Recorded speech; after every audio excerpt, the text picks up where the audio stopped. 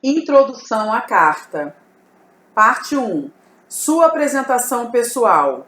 Romanos capítulo 1, a partir do verso 1. É extensa a saudação de Paulo no início de sua carta. Ele usa o costume da época, em que o começo de uma carta se divide em 3 partes: o nome do remetente, o do destinatário e uma saudação.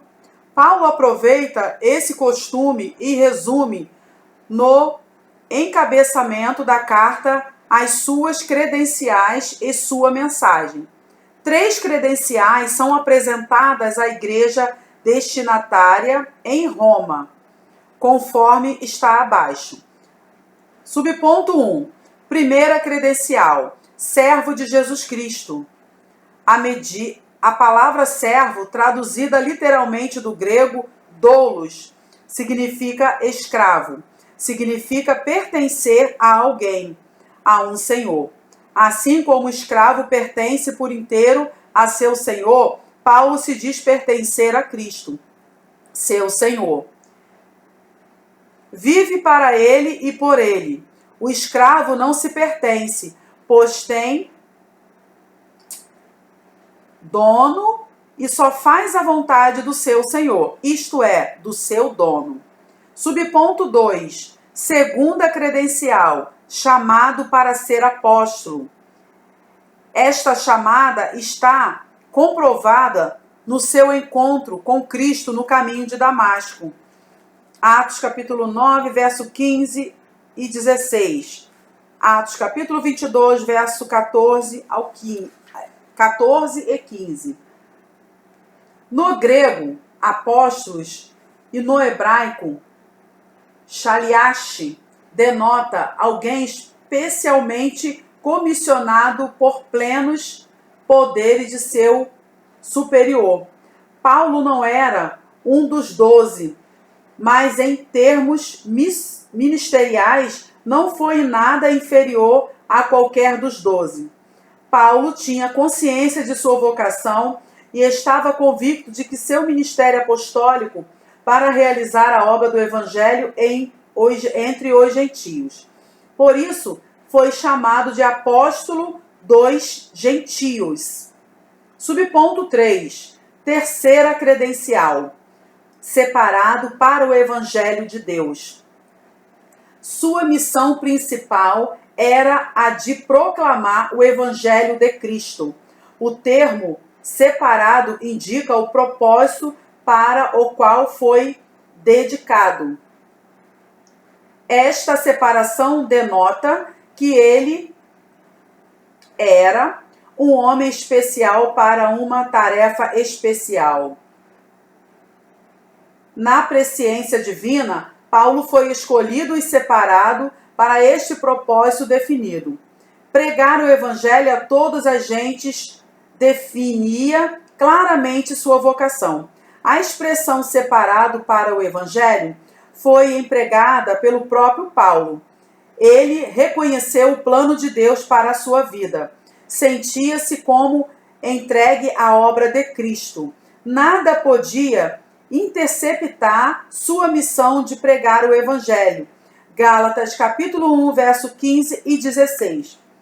Paulo dá a impressão de que desejava que os romanos pensassem dele não como pleiteando autoridade para si, mas como alguém que fora nomeado por Deus para aquela missão. A parte 2, apresentação do Evangelho que pregava. A palavra Evangelho ganha sentido poderoso no versículo 1.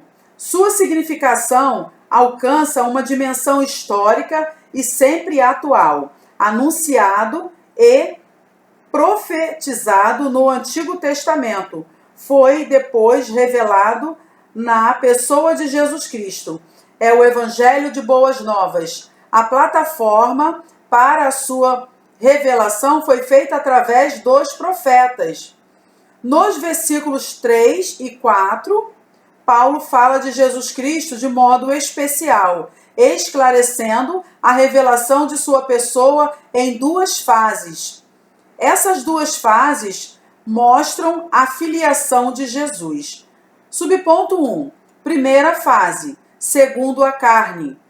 Essa expressão indica sua encarnação e humilhação como homem. Filipenses capítulo 2, verso 5 ao 8.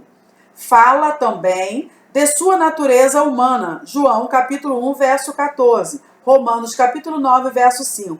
Fica entendido, então, que Jesus tinha duas naturezas, a humana e a divina. A seguir, o texto diz: declarado Filho de Deus em poder. A palavra declarado literalmente quer dizer definido, determinado ou demonstrado, provado. Já a palavra poder, nesta declaração, tem um sentido mais forte. A palavra pode ser compreendida como declarado Filho de Deus poderosamente, porque sua revelação no meio dos homens foi de modo singular e milagroso. Ele, sendo Deus, fez-se homem nascido de mulher, mas gerado pelo Espírito Santo. Subponto 2, segunda fase.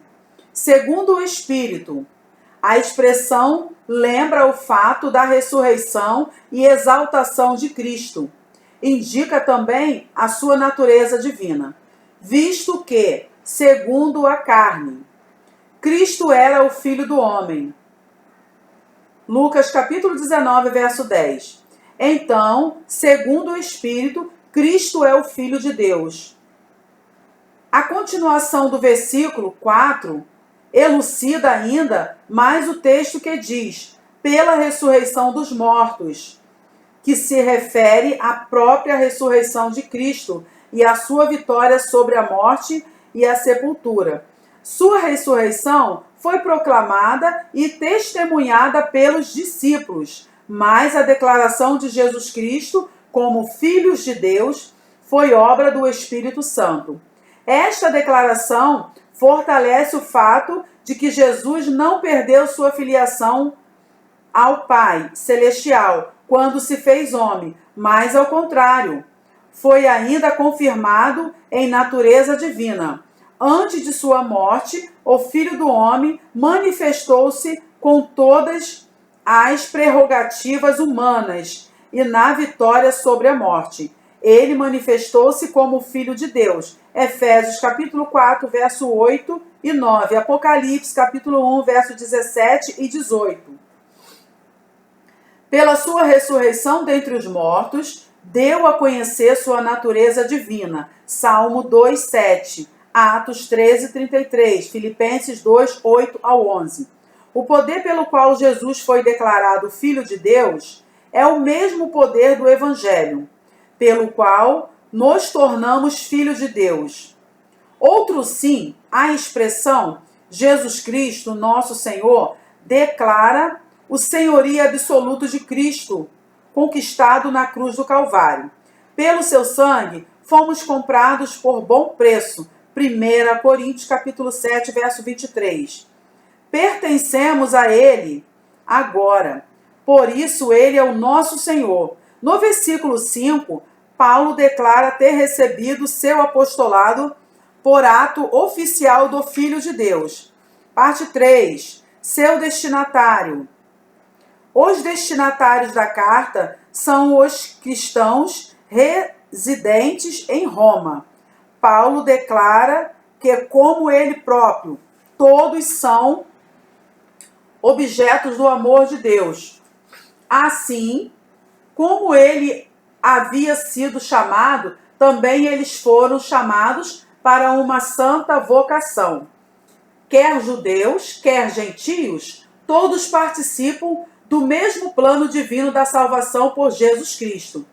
Paulo diz 3 prerrogativas especiais daqueles crentes e os coloca em destaque em sua saudação à igreja em Roma. Subponto 1. Primeira prerrogativa, chamados para serdes de Jesus Cristo. Esta chamada implica no primeiro passo da salvação pessoal, que corresponde à conversão. A forma substantiva de chamados e a omissão da preposição por requer uma busca no original grego, que dá aos termos chamados o sentido de pertencentes a ele. Isto é, os chamados pertencem a ele e são seus. A chamada é trabalho do Espírito Santo, que convence acerca de Jesus e da necessidade da sua obra. João, capítulo 16, verso 8. Subponto 2. Segunda prerrogativa. Amados de Deus. Todos os homens, independente de raça, credo, língua ou outro aspecto qualquer, são objetivos. Vamos voltar aqui. São objetos do amor de Deus manifesto por seu Filho Jesus Cristo. João, capítulo 3, verso 16. Colossenses, capítulo 3, verso 12. Subponto 3. Terceira prerrogativa. Chamados santos. A palavra santo, neste texto, tem o sentido de alto consagrado a Deus. Designa aqueles que são dedicados ou consagrados a Deus. Implica em pertencer a Deus e viver em consonância com o propósito da chamada que ele fez. O termo santo expressa um ideal. Podemos viver santamente. Não é necessário morrer fisicamente para que o crente seja chamado santo. Paulo fortifica a expressão quando denomina... Vamos voltar aqui. Paulo fortifica a expressão quando denomina os crentes de Roma de santos, pois para resistir às perseguições e privações naqueles dias em Roma, os crentes eram realmente santos em Cristo, procurando viver de modo digno da chamada feita por Cristo para a salvação.